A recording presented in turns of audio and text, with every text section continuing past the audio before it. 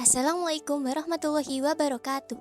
Kami dari kelompok 8 akan melakukan presentasi mengenai topik aplikasi katalis KOH dalam reaksi transesterifikasi pada pembuatan biodiesel dengan minyak jelantah.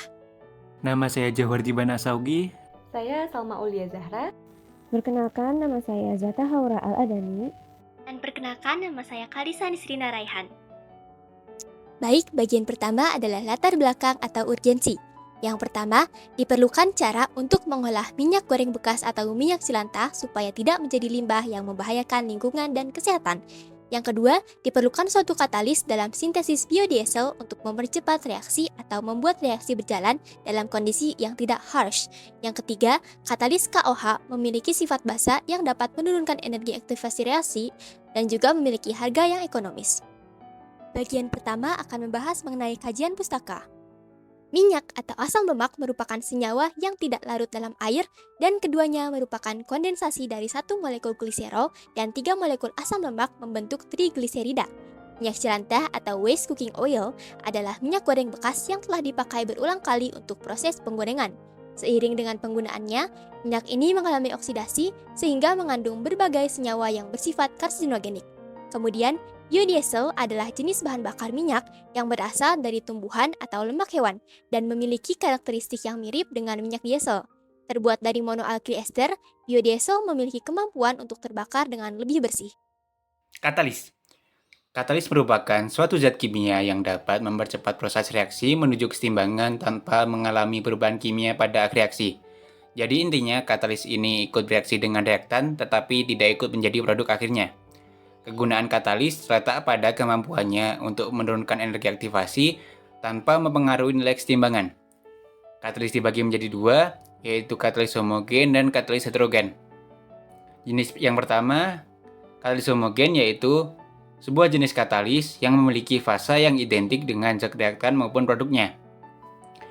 Dalam konteks reaksi transesterifikasi, katalis homogen yang umum digunakan adalah katalis basa atau alkali, seperti kalium hidroksida dan natrium hidroksida. Jenis yang kedua adalah katalis heterogen. Katalis heterogen adalah jenis katalis yang memiliki fasa yang berbeda dengan reaktan dan produk. Contoh katalis heterogen yang dapat diterapkan dalam reaksi transesterifikasi mencakup kalsium oksida, magnesium oksida, dan zeolit alam. Selanjutnya adalah membahas mengenai katalisator KOH. Kalium hidroksida atau KOH merupakan katalis yang biasa digunakan dalam reaksi transesterifikasi minyak.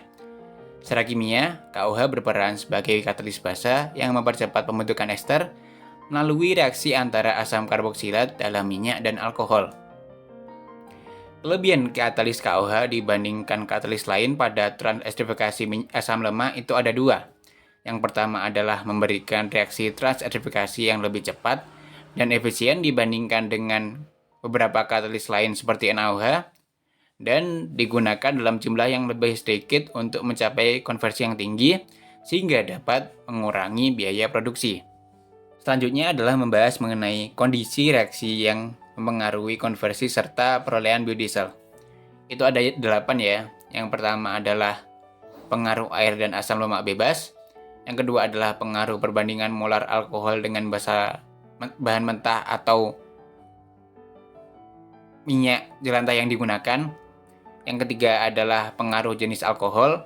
Yang keempat adalah pengaruh jenis katalis. Yang kelima adalah jenis minyak nabati atau minyak jelantah yang digunakan. Yang keenam adalah pengaruh temperatur. Yang ketujuh adalah pengadukan. Dan yang terakhir adalah waktu reaksi. Bagian berikutnya adalah metodologi. Metode yang digunakan pada saat sintesis biodiesel adalah sistem katalitik homogen. Hal ini mengakibatkan proses sintesis perlu dilakukan dalam dua tahap. Tahap yang pertama adalah tahapan esterifikasi dan tahapan yang kedua adalah tahapan transesterifikasi. Tahapan esterifikasi. Mula-mula, minyak jelantah dipanaskan bersama suatu katalis asam pada suhu 50-60 derajat Celcius. Selanjutnya, ditambahkan metanol ke dalam campuran tersebut dan dilakukan pengadukan kurang lebih 30 menit pada suhu 60 derajat Celcius. Setelah itu, campuran didiamkan sampai membentuk dua lapisan berbeda dan dipisahkan dengan metode ekstraksi. Proses ini akan mengubah asam lemak bebas yang terdapat pada minyak jelantah menjadi suatu ester. Proses dilakukan berulang sampai didapatkan suatu ester yang cukup atau sesuai untuk dilakukan transestrifikasi, yaitu minyak jelantah dengan kadar asam lemak bebas kurang dari 5%. Selanjutnya adalah tahapan transestrifikasi. Pada tahap ini, metanol dicampurkan dengan katalis KOH untuk membentuk suatu metoksida. Selanjutnya, trigliserida atau minyak jelantah yang telah diesterifikasi dimasukkan ke dalam campuran katalis tersebut. Mekanisme yang terjadi adalah pertukaran silang antara metoksida dengan rantai alkanoat. Metoksida yang terbentuk akan memutus rantai alkanoat pada senyawa trigliserida. Selanjutnya, metoksida akan menyerang atom karbon positif pada gugus ester, kemudian berikatan dan membentuk senyawa metil ester, atau dalam hal ini adalah biodiesel. Sedangkan rantai alkanoat yang terputus akan berikatan dengan H+ dan membentuk suatu produk sampingan berupa gliserol. Selanjutnya, biodiesel dan gliserol yang terbentuk akan dipisahkan melalui metode ekstraksi. Dihasilkan crude biodiesel dan pengotor. Crude biodiesel ini kemudian dimurnikan atau dipurifikasi menggunakan teknik reflux. Selanjutnya adalah bagian pembahasan. Berikut ditampilkan mekanisme persamaan reaksi transestrifikasi. Namun, kami akan menggunakan sumber tambahan untuk menjelaskan secara lebih lanjut mengenai mekanisme reaksi ini. In this video, we're going to look at doing a trans-esterification reaction under basic conditions. So if we are doing a trans-esterification, what that means is that we are starting with one ester, and we are wanting to convert this to a different ester. So essentially, we are wanting to replace this portion of the ester. And so when that's kicked out in this reaction, that's going to form an alcohol, right? And then we need to see, well, where is this new ester group going to come from? And so just like we saw with the acidic conditions, we want to use that as an alcohol. And we're going to use that in a large excess, so it's probably going to be the solvent. So it's often the solvent for the reaction. And if this is going to be under basic conditions, what we're going to do is we're also going to use this same group as a nucleophile. So we'd also use that as a nucleophile. Okay, so let's take a look at how this reaction is going to work. Let's look at a real example. And before we do that, let's just note that this isn't going to come by itself. It's probably going to be added as something like the sodium salt. So you'll probably see that as NaOR-, and you want to recognize that that sodium is just a counter ion in this reaction. Okay, so let's take a look at a specific example and let's look at the mechanism. Okay, so let's say as an example that you were starting with methyl butanoate and you wanted to make the ethyl butanoate. So it's the identity of what you're adding that tells you what alcohol and what alkoxide you want to use. And since methanol is being kicked off, that would be the byproduct alcohol that you would form. So we're going to take a look at what we're adding, and that's going to tell us, okay, we want to use a solution probably of sodium ethoxide in ethanol solvent. Okay, and so this mechanism, when we draw it, is a lot shorter than the acidic mechanism. It's a lot easier to draw. We don't have the proton transfer steps that we do when we do an acid catalyzed reaction. So that doesn't mean it's easier in practice. It just means that when we're drawing the mechanism and accounting for our electrons, it's faster to draw. Okay, so if you have sodium ethoxide in ethanol, what this means, and what I say what we really have in our solution. So in our solution, we have OCH2CH3-, and so this is available to act as a base or a nucleophile. And then we have the conjugate acid, the ethanol. And so this is the only acid we have in solution. So if we need to protonate anything, then we would use the ethanol. So it's always nice to know before we start a reaction what we have available to us to react. So our nucleophile is going to attack the carbonyl carbon. Under basic conditions, we can't protonate anything. We don't have a strong enough acid to protonate oxygen. So the first thing that's going to happen is your nucleophile is going to attack the carbonyl. So we have our ethoxide nucleophile. And this can attack the carbonyl carbon and push those electrons up onto the oxygen. And so then we're going to have a negative charge on the oxygen. We have OCH3, and then we have, that came from the starting material, we also have this new ethoxy group that we just added. Okay, and from this point you might look at it and say, well, when this collapses, right, so this is going to come down and form a double bond, well, we might lose the methoxide and we might lose the ethoxide, and you would be absolutely right. Neither one of those is a better leaving group than the other, which is why we tend to use an excess of the solvent, so that we have an excess of just ethanol and ethoxide around to kind of drive this equilibrium towards the products. But when we draw our mechanism, we draw the steps that lead us towards products, so we are going to choose that methanol as a leaving group. So we'll see it leaves. And lot shorter than the other mechanism, we've already got the ester product. And so we have formed methoxide as well. And if you want to explain how this becomes methanol, you could still have some of it available as a methoxide, but you do have some ethanol around, and you could use that as an acid if you wanted to show where the proton is coming from here to form that methanol, right? And this ester is your target ester. And notice here you're also forming more ethoxides, then you're generating more nucleophile that can go back through and react with more of that starting ester. Pengaruh penggunaan konsentrasi katalis dapat diketahui dengan menghitung angka asam, angka penyabunan, gliserol total, dan kadar metil ester dalam biodiesel. Angka asam merupakan jumlah asam lemak bebas yang dihitung dari berat molekul asam lemak atau campuran asam lemak. Hasil penelitian menemukan bahwa semakin tinggi konsentrasi katalis, angka asam yang dihasilkan juga semakin meningkat. Tingginya angka asam berarti asam lemak bebas terbentuk dalam jumlah yang besar dari reaksi hidrolisis minyak. Hal ini juga menandakan metil ester menjadi tidak tahan lama karena adanya senyawa peroksida yang terbentuk dari reaksi sampingan, menyerang asam lemak yang utuh menjadi asam lemak bebas berantai pendek. Angka penyabunan mengindikasikan jumlah bahan baku atau asam lemak yang hilang selama proses pembuatan metil ester, yang berarti produk terbentuk lebih banyak. Kualitas minyak yang baik dapat ditunjukkan melalui angka penyabunan yang besar. Dari hasil penelitian, ditemukan fakta angka penyabunan tertinggi dari konsentrasi katalis 0,3% dan terendah dari konsentrasi katalis 0,5%. Secara teori, seharusnya konsentrasi katalis yang tinggi akan menghasilkan angka penyabunan yang tinggi. Namun, terdapat ketidaksesuaian akibat adanya kadar air dan sisa asam lemak bebas yang membentuk reaksi saponifikasi atau penyabunan ketika berinteraksi dengan katalis, sehingga katalis menjadi kurang efektif. Gliserol total adalah seluruh kandungan gliserol yang berupa gliserol bebas, terikat, yang tidak bereaksi maupun yang bereaksi sebagian. Dalam biodiesel, angka gliserol total yang rendah menunjukkan konversi yang tinggi dari minyak menjadi metil ester. Penelitian menunjukkan angka gliserol total yang paling rendah pada katalis konsentrasi 0,5%, yang berarti katalis KOH dapat meningkatkan kemurnian biodiesel yang dihasilkan dengan memaksimalkan minyak yang dikonversi menjadi metil ester. Kadar metil ester yang paling tinggi dalam penelitian ini dihasilkan dari reaksi transesterifikasi yang menggunakan katalis KOH konsentrasi 0,5%, yaitu sebesar 97,5%. Angka presentasi ini memenuhi syarat mutu biodiesel menurut SNI 047182 tahun 2015. Selanjutnya adalah karakteristik dari biodiesel yang dihasilkan dengan penambahan katalis KOH.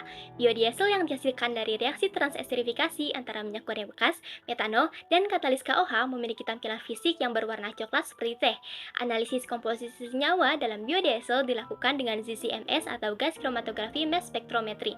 Hasil analisis menunjukkan bahwa biodiesel yang dibuat menggunakan katalis KOH memiliki kandungan senyawa yang tertinggi berupa 9 oktadecanoic acid Z metil ester dengan luas puncak 55,8% dan hexadecanoic acid metil ester dengan luas puncak 29,9%.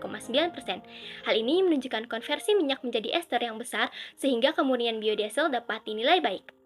Densitas dari biodiesel diketahui dengan menggunakan penimbangan piknometer. Biodiesel yang dibuat dengan penambahan katalis KOH memiliki densitas yaitu 0,85, lebih kecil dari densitas minyak goreng yaitu 0,88. Uji viskositas dilakukan dengan alat falling bowl viskometer. Ditemukan bahwa viskositas biodiesel yang dihasilkan adalah 3,09, juga lebih kecil dari viskositas minyak goreng yaitu 3,27. Perbedaan densitas dan viskositas ini disebabkan karena reaksi transesterifikasi yang terjadi memutuskan rantai gliserol sehingga densitas dan viskositas produk biodiesel yang dihasilkan lebih rendah daripada densitas dan viskositas dari minyak goreng awal. Hasil densitas dan viskositas ini dinilai telah memenuhi standar SNI tahun 2006 yaitu 0,85 sampai 0,89 untuk densitas dan 2,3 sampai 6 untuk viskositas. Selanjutnya akan membahas mengenai kinerja katalis. Kandungan metanol pada produk biodiesel yang dibuat dengan tambahan katalis KOH dinyatakan belum dapat memenuhi standar biodiesel Eropa ASRN D6751 ataupun EN 14214 yaitu kurang dari 0,2%.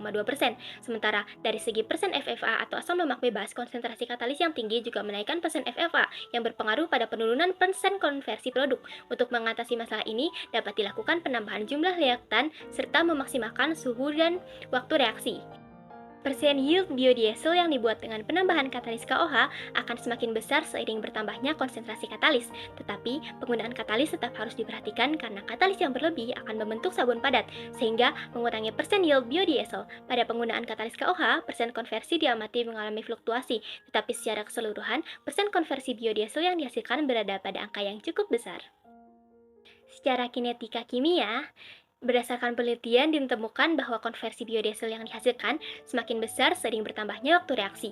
Hal ini menunjukkan bahwa waktu reaksi yang lebih lama akan memberikan kesempatan lebih banyak bagi reaktan untuk bereaksi, menghasilkan produk yang lebih banyak. Konsentrasi kesetimbangan kemudian dihitung dari data konversi dengan suatu persamaan untuk menghasilkan data kesetimbangan pada setiap masa katalis yang digunakan. Dengan metode grafik, diketahui pula bahwa reaksi tersebut adalah reaksi order 2 dengan persamaan kecepatan reaksi adalah gradien dari grafik tersebut, yaitu sebagai berikut. Konstanta kecepatan reaksi yaitu K1 dan K2 kemudian ditentukan dengan metode least square. Penggunaan 1,5 gram katalisator akan menghasilkan angka K1 sebesar 3,49 kali 10 pangkat min 4 dan K2 sebesar 1,89 kali 10 pangkat min 4. Kemudian, dibuat kesimpulan bahwa konstanta kecepatan reaksi ke arah kanan antara trigliserida dan metanol akan naik bertahap, yang berarti reaksi semakin cepat seiring bertambahnya katalis KOH yang digunakan. Reaksi ke arah kiri antara gliserol dan ester diperlambat seiring bertambahnya jumlah katalis yang digunakan. Hal ini merupakan kecepatan reaksi yang dapat dikatakan ideal, karena jumlah produk yang terbentuk tidak akan mudah kembali membentuk reaksinya dan produksi biodiesel dapat dilakukan dengan waktu yang lebih singkat dengan penambahan katalis KOH. Berdasarkan penelitian-penelitian dan parameter uji yang dilakukan, didapatkan kesimpulan. 1. Penggunaan KOH sebagai katalis dalam reaksi transesterifikasi minyak jelantah trigliserida menjadi biodiesel memiliki efektivitas yang tinggi, serta tidak banyak waktu dibanding reaksi transesterifikasi tanpa KOH. 2. Biodiesel hasil transesterifikasi dengan KOH sesuai dengan standar SNI pada semua parameter pengujian. 3. Reaksi transesterifikasi minyak jelantah trigliserida menjadi biodiesel dengan katalis KOH merupakan reaksi orde 2 dengan persamaan kecepatan reaksi Rm sama dengan minus dCm per dt sama dengan K1 CmCa minus K2 CgCe. 4. Katalisator KOH secara efektif mempercepat reaksi ke kanan antara trigliserida dan alkohol. Sebaliknya, memperlambat reaksi ke kiri, yaitu reaksi antara gliserol dan ester. Saran, jurnal ini memberikan ulasan komprehensif mengenai penggunaan katalis KOH dalam reaksi transesterifikasi minyak jelantah trigliserida untuk produksi biodiesel. Penelitian sebelumnya menunjukkan potensi katalis KOH dalam meningkatkan efisiensi konversi minyak jelantah menjadi biodiesel berkualitas tinggi. Meskipun demikian, saran untuk penelitian di masa depan dapat mencakup pemahaman yang lebih mendalam tentang mekanisme reaksi yang terlibat, optimalisasi parameter operasional, dan studi keberlanjutan. Penggabungan metode analisis lanjutan seperti spektroskopi NMR dan karakterisasi permukaan katalis dapat memberikan wawasan tambahan mengenai perubahan struktur molekul dan aktivitas katalis selama reaksi. Selain itu, dimasukkannya perspektif ekonomi dan lingkungan dalam penggunaan katalis KOH untuk transesterifikasi minyak jelantah akan memperkaya konteks aplikatif penelitian ini. Hasil penelitian ini diharapkan dapat memberikan kontribusi yang signifikan terhadap pengembangan teknologi produksi biodiesel berbasis minyak jelantah yang ramah lingkungan dan berkelanjutan. Sekian dari yang dapat kami sampaikan. Terima kasih. Wassalamualaikum warahmatullahi wabarakatuh.